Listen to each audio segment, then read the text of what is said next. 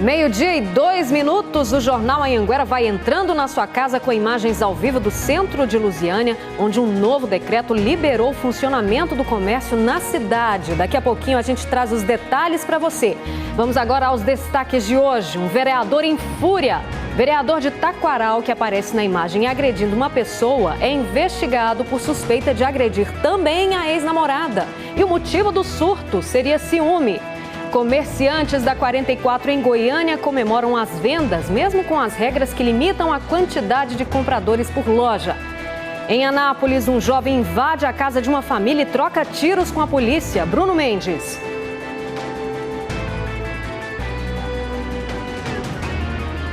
Em vez de se render, ele teria atirado contra os policiais, foi baleado e acabou morrendo. De acordo com a PM, o jovem de 18 anos tinha várias passagens. Era perigoso. Já já os detalhes. Quase 800 escorpiões foram capturados em Itumbiara no primeiro semestre desse ano e o número ainda pode aumentar nos próximos dias. E começa a cair o número de casos suspeitos de Covid-19 em Rio Verde. O dado tem chamado a atenção, já que a cidade vinha registrando grande número de infectados no município. Muriele Silva.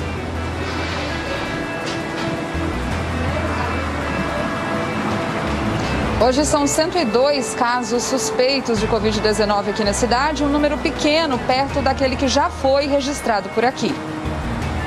E nós vamos contar a história de uma menina de 11 anos que escreveu uma carta para pedir ajuda para a família que tem passado necessidade. Ela só não imaginava até onde essa carta iria chegar. Se aconchega aí, gente, que eu tô chegando.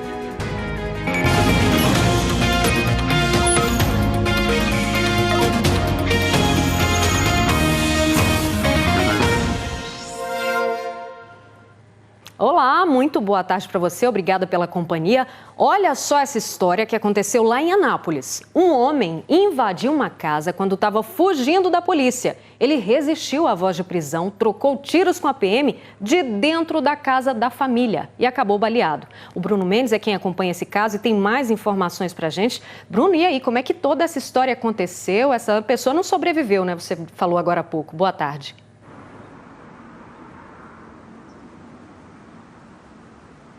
Olá, Rosane, boa tarde para você, para todos que nos acompanham. Não, esse homem que trocou tiros com a polícia, ele não resistiu aos ferimentos, morreu dentro da casa dessa família. Agora imagine só o susto, você estar em casa à noite, já no finzinho da noite, e aí do nada entrar uma pessoa armada e impedir você de sair para fora da sua residência, de correr. Pois foi isso que aconteceu com uma família moradora ali do conjunto Filóstro Machado. Para entender melhor essa história, a gente vai começar desde o início. De acordo com a Polícia Militar, uma viatura estava fazendo um patrulhamento ali no conjunto Filóstro Machado, região leste de Anápolis, durante a noite, e perceberam um jovem na rua. Assim que esse jovem viu a viatura, ele então correu, saiu pulando muros, inclusive se machucou numa cerca, quando tentava atravessar uma cerca. Esse jovem então entrou numa residência, dentro de uma casa, ele estava armado e proibiu todas as pessoas da família de saírem, de fazerem qualquer sinal. Só que um dos membros da família, ele acabou conseguindo sair sem ser percebido por esse jovem de 18 anos, foi até a rua e avisou a polícia, que já estava na quadra à procura do jovem. Os policiais então foram até essa residência. Segundo os relatos dos PMs, eles tentaram ainda negociar com esse jovem, mas em vez disso, ele correu para o fundo da casa e acabou atirando contra os PMs. Os militares então revidaram, atiraram também, balearam o jovem que não resistiu, não aguentou a chegada do socorro e morreu ali dentro do lote. Ele foi identificado como Yuri Gabriel Rodrigues Carlos, de 18 anos. E o que chama a atenção, Rosane, é a longa ficha que esse jovem já tinha na polícia. Olha só, segundo a PM, ele tinha passagens por roubo, receptação, porte e posse ilegal de arma de fogo, tráfico e uso de drogas, e ainda era investigado por 3 homicídios. Inclusive, em um vídeo que foi divulgado pela PM, o jovem aparece com uma camiseta cobrindo o rosto e com uma arma na mão. Ele ostenta, então, esse revólver. Essa aí, segundo a polícia, é uma prova de que esse jovem era envolvido em vários crimes. Com ele, a polícia apreendeu um revólver calibre 38, 10 munições 3 dessas munições deflagradas, ou seja, tinham sido usadas ali naquele momento. Aproximadamente 1 quilo de maconha também foi apreendido com esse jovem e ainda uma balança de precisão. Rosane. Meu Deus, momentos de terror que essa família passou. Obrigada, Bruno, pelas informações. E a polícia prendeu suspeitos de participarem de uma quadrilha especializada em roubo de cargas em Goiás e no Mato Grosso do Sul. A Tássia Fernandes está lá em Jataí, traz as informações para a gente. Boa tarde, Tássia. Boa tarde, Rosane, para você, para todo mundo que acompanha a gente. Então, policiais militares aqui de Goiás e também de Mato Grosso do Sul receberam informações de que um caminhão teria participado do roubo de uma carga de algodão aqui no estado. Eles então começaram a monitorar esse veículo e fizeram a abordagem. A carga de algodão não foi encontrada, mas dentro do caminhão os policiais encontraram bloqueadores de sinal e também algumas placas de outros veículos. A suspeita da polícia é de que essas placas eram usadas em casos de roubo de carretas para trocar as placas originais da carreta e dificultar a fiscalização da polícia. E os bloqueadores usados para impedir o rastreamento desses veículos. Muitas dessas carretas são monitoradas, por empresas especializadas e aí esses bloqueadores serviriam para impedir esse rastreamento do veículo em caso de roubo. 2 pessoas estavam neste caminhão e foram presas. Mas, segundo a polícia, ter e transportar esses bloqueadores não é crime. Por isso, essas 2 pessoas foram ouvidas e liberadas. E agora a Polícia Civil segue com a investigação para saber se essas pessoas que foram detidas, depois liberadas, e também participavam aí de uma quadrilha de roubo de cargas aqui em Goiás e também em Mato Grosso do Sul, e se esse caminhão era utilizado também durante esses roubos. As investigações da Polícia Civil continuam em relação a essa situação, viu, Rosane? Ô, Tássia, eu quero inclusive te convidar para a Tássia continuar falando aqui com a gente de outro assunto. É que ontem nós mostramos, que aqui no Jornal Anhanguera, que a polícia recuperou mais de 140 cabeças de gado que tinham sido furtadas lá em Mineiros, também no sudoeste do estado. Você lembra dessa história, né? Pois é, a polícia, eu fiquei sabendo que conseguiu prender mais gente dessa quadrilha, Tássia. Essas investigações também continuam, Rosane, e 2 pessoas foram identificadas e presas pela Polícia Civil. O Juraci Correia da Silva, de 52 anos, e o Rodrigo Silva dos Santos, que tem 22. Segundo a Polícia Civil, o Rodrigo foi quem contratou os motoristas que estavam dirigindo essas carretas, levando esse gado roubado, contratou essas pessoas aqui em Jataí, teria levado para Mineiros para transportar esse gado. E o Juraci seria, segundo a polícia, o líder dessa quadrilha. Ele, inclusive, já foi funcionário desta fazenda onde o crime aconteceu. Vamos ouvir o que disse o delegado Marcos Guerini sobre este caso. O Juraci, ele já trabalhou na propriedade rural por cerca de 6 anos, porém há 7 meses ele foi demitido ou dispensado, não temos essa informação precisa. Então ele conhecia o local, ele conhecia as facilidades ou dificuldades que ele enfrentaria para praticar o crime. O Juraci negou participação no delito, porém ele foi delatado pelo Rodrigo e também foi reconhecido pelos 3 caminhoneiros como sendo uma das pessoas que estavam na propriedade rural fazendo o embarque do gado roubado.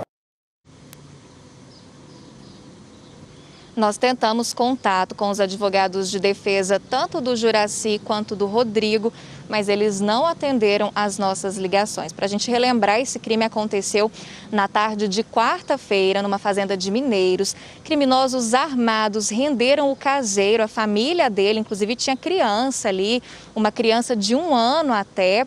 Eles chegaram se passando por policiais no primeiro momento, dizendo que estavam procurando drogas ali na propriedade.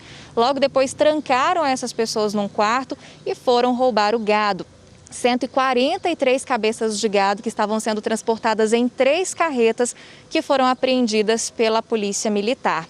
Essas pessoas que foram vítimas ali, que foram feitas reféns, só foram liberadas pela polícia depois de 12 horas, porque o crime começou ali por volta de meio-dia e a polícia chegou até a propriedade por volta de meia-noite. Eles contaram, inclusive, que esses criminosos foram muito agressivos.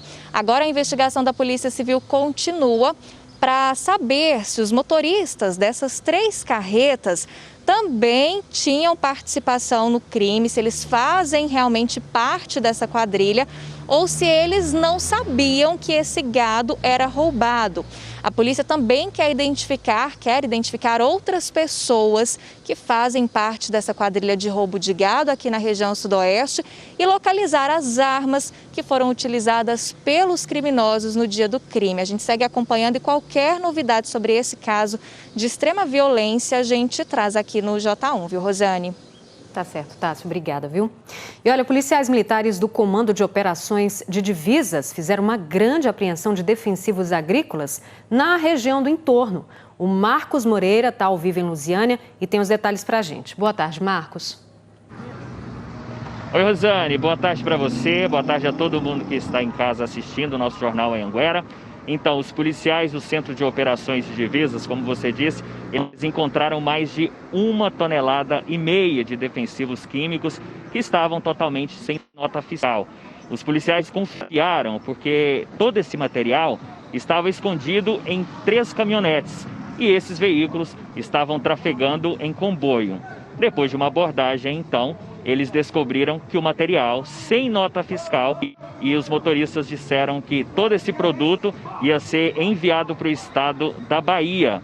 Olha só, e por essa questão, eles podem ser autuados por descaminho e também autuados por trafegar, por transportar, melhor dizendo, produtos químicos sem a devida sinalização. Rosane.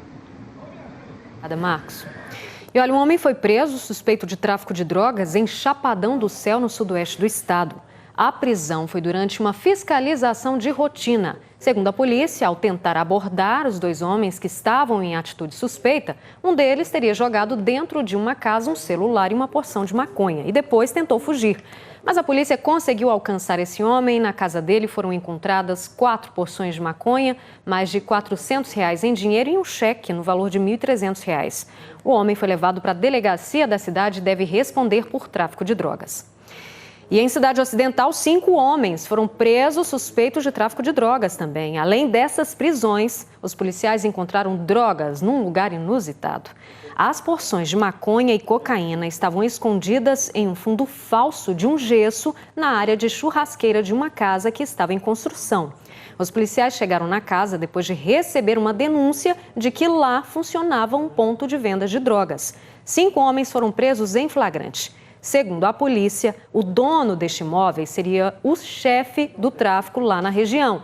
E ele já tem passagens por tráfico, roubo e tentativa de homicídio. E também teve prisão em Itumbiara. O grupo de patrulhamento tático prendeu uma mulher por tráfico de drogas. Foi feita uma abordagem na casa onde ela mora e os policiais encontraram 36 pedras de crack, 3 porções de maconha e R$90 em dinheiro. A mulher foi levada para a delegacia e, em seguida, para o presídio de Sarandi. Depois de 8 meses, a passarela de pedestres da BR-060 em Rio Verde, lá no sudoeste do estado, vai ser arrumada, viu? Ela está com a estrutura improvisada, com vigas de madeira, por conta de um acidente. Na próxima semana, ela será interditada para obras. Vamos ver.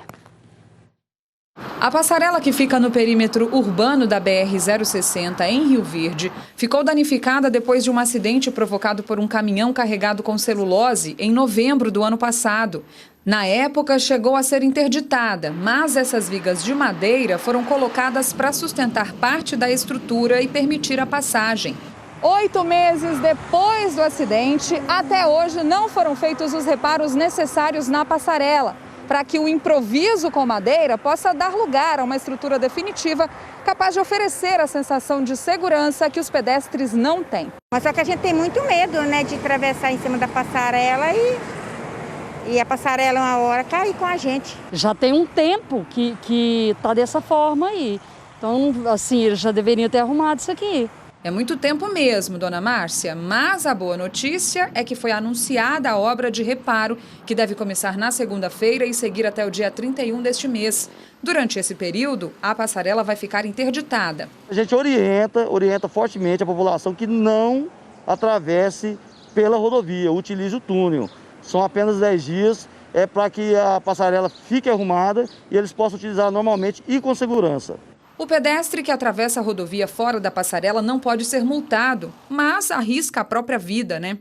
Lembrando que ciclista só pode fazer a travessia empurrando a bike. Assim não dá. E de moto, nem empurrando. Não pode. A infração é gravíssima, com 7 pontos na carteira e R$ 880 de multa. O DENIT diz que vai recuperar a estrutura da passarela e que também vai colocar corrimãos, fazer a pintura e a sinalização para a travessia ficar segura. Além disso, vai instalar dispositivos para a proteção dos pilares da passarela para evitar que acidentes danifiquem a estrutura de novo. Quase 800 escorpiões foram capturados em Itumbiara nos primeiros 6 meses deste ano. E esse número pode aumentar, já que o município continua fazendo um trabalho de controle do animal. O Emerson Ferreira vai trazer mais detalhes dessa caçada aos escorpiões. De janeiro a junho desse ano, a Prefeitura de Itumbiara recebeu 242 solicitações de visitas domiciliares para fazer o controle de escorpiões. Nessas visitas foram capturados 518 animais. Além das casas, as equipes visitaram também os cemitérios da cidade. Nessas visitas foram mais 268 escorpiões capturados. Ao todo, foram capturados quase 800 escorpiões. 786 em 6 meses, para ser mais exato. Esses animais foram levados para um laboratório da prefeitura. Cerca de 50 animais pariram, em média, 11 filhotes cada. Cada fêmea pode parir até 3 vezes por ano, por um período de até 5 anos, com uma média de 11 filhotes cada. Ou seja, se não fosse esse trabalho de captura em um ano no ambiente, esses 800 escorpiões poderiam se transformar em 25 mil animais. A espécie mais comum aqui na nossa região é o Titus cirrulatus, o escorpião amarelo. Os acidentes com esses animais são graves e podem até levar à morte. Os escorpiões capturados em bom estado são encaminhados para o Instituto Butantan, em São Paulo, para a produção do soro antiescorpiônico. Este ano, 314 animais foram encaminhados ao laboratório. Vamos falar agora dos casos de Covid-19 no sudoeste do estado? Rio Verde é uma das cidades que vem tendo destaque por conta do grande número de casos confirmados. Mas nas últimas semanas, um outro dado tem chamado a atenção. Os casos suspeitos, que caíram muito. A Muriele Santos está lá ao vivo para explicar. Muriele Silva está lá ao vivo. Eu estou mudando seu nome, Muriele, tá vendo? Já vamos começar assim. Boa tarde para você. Explica para a gente essa notícia que parece boa.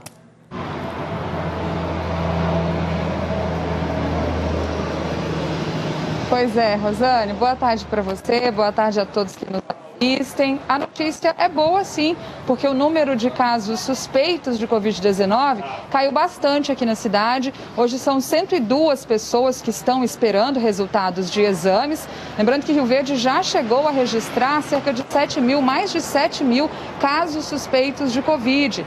Isso por causa da testagem em massa que foi feita em pelo menos 7 grandes empresas aqui da cidade. Hoje o número de casos confirmados é de 7.858, mas é grande também o número de pessoas recuperadas, 6.896 pessoas. Bom, para conversar sobre esse assunto, está aqui ao meu lado o médico Wellington Carrijo, que vai conversar com a gente. Ele que é responsável COES, que é o comitê responsável aí pelo enfrentamento ao coronavírus. Obrigada pela sua participação. Boa tarde para o senhor. Vamos começar falando desse número de pessoas recuperadas. São muitas pessoas que já estão livres do vírus aqui na cidade, né? Sim, boa tarde, Muriel, boa tarde, Rosana, a todos que nos ouvem. Hoje nós temos 87,7% das pessoas confirmadas recuperadas na cidade de Rio Verde. O senhor estava me explicando também, um dado muito importante é que a média no número de mortes caiu na cidade. Foi da última semana para cá? Sim, a média móvel, né? Ela caiu em 50% na última semana, aquela média de mortes na semana, né? Então, comparada à semana anterior, nós já temos uma queda de 50%. Também é um indicativo, né, que nós já passamos do pico e estamos no platô, um período de estabilização para a queda dos casos. O senhor estava comentando também que o pico, né, dessa proliferação do vírus na cidade já foi atingido aqui em Rio Verde. Como que é feita essa análise? Sim, nós acreditamos que esse pico foi atingido baseado na média móvel, baseado na taxa de ocupação de leitos, né, que nas últimas semanas está em declínio, e também no número, né, de pessoas que estão procurando nosso pronto-socorro, nossa unidade básica, que diminuiu bastante o número de atendimentos. Então são esses fatores que nós acreditamos que esse pico já passou e agora estamos nesse período de platô, de estabilização para dar seguimento à queda. Uma coisa também importante ressaltar que a estratégia 1414, que nós usamos aí, estamos no 4º ciclo dessa estratégia, teve uma eficácia muito importante nesse número de infectados. Agora, eu acho importante a gente ressaltar, doutor Wellington, os números são bons, né, trazem um alívio, mas não é o momento de as pessoas ficarem tranquilas e se esquecerem daqueles cuidados necessários, né? Não, com certeza, muito bom. Hoje, até que se chegue uma vacina, alguma medicação comprovadamente cientificamente, as pessoas têm que seguir o regramento sanitário proposto por nós do COIS, né? Só assim a gente vai conseguir combater esse vírus, essa pandemia e sair num resultado melhor. Tá certo. Muito obrigada, doutor Wellington Carrijo, mais uma vez pela sua participação. Rosane, eu volto com você e reforçando sempre esses cuidados que a gente sempre tem falado desde o início da pandemia, né? Vamos manter o distanciamento, quem puder, fique em casa, evite sair de casa, que é o melhor que a gente faz por nós mesmos e pelos outros também. Verdade, obrigada, Muriel. E a gente fica na torcida, né, para que essa notícia se repita nos outros municípios. Olha, vários bairros de Catalão estão sem água desde ontem. A Aline Braga está trabalhando de casa, tem os detalhes para a gente sobre esse problema, Aline. Problemão por aí, hein? Boa tarde. Verdade, viu, Rosane? Vários bairros aqui da cidade, principalmente aqueles que ficam na parte mais alta de Catalão, estão sem água desde ontem por volta das 3 horas da tarde. E o que aconteceu? De acordo com a prefeitura da cidade, um caminhão cegonha passou por um trecho de uma obra aqui da cidade. Esse trecho ainda não está liberado para o trânsito. É o arco viário que vai ligar o trânsito da GO 330 à BR 050 sem passar pelo centro de Catalão. É uma obra que está sendo finalizada, mas ainda não está liberada para o tráfego de caminhões nem para carros pequenos. E esse caminhão cegonha teria passado ali por aquele trecho e passado no local onde tem a linha, né, que faz a ligação entre o Ribeirão Samambaia, que é onde capta a água aqui de Catalão para abastecer a cidade e leva para a ETA, a Estação de Tratamento de Água. Por causa disso, ficou sem bombear água por cerca de 10 horas e isso comprometeu o abastecimento para toda a cidade de Catalão. A assessoria de comunicação da prefeitura também informou que os profissionais da Enel já estão no local providenciando o religamento da linha, mas até agora o fornecimento de água não está normalizado aqui em Catalão. Isso deve acontecer nas próximas horas. Por isso, a SAI pede para os moradores que ainda têm água, né, nas torneiras que evitem o desperdício, usem com consciência, porque não há previsão certa de quando o abastecimento vai voltar ao normal aqui na cidade, viu, Rosane? Tá certo, Aline. Obrigada. Recado dado, pessoal de Catalão. Obrigada pelas informações.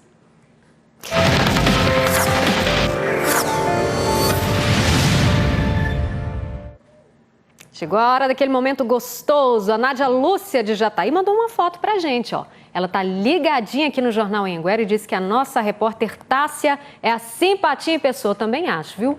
O João Fabrício de Mineiros mandou essa foto direto do Parque Nacional das Emas, lugar lindo. E olha que turma animada, gente. O Wilton Edson de Jataí mandou essa foto com os amigos Ricardo e Jefferson depois de um pedal de 55 quilômetros. Mas aí foi animado mesmo, hein, gente? E vamos também para as participações que eu estou recebendo aqui, ó.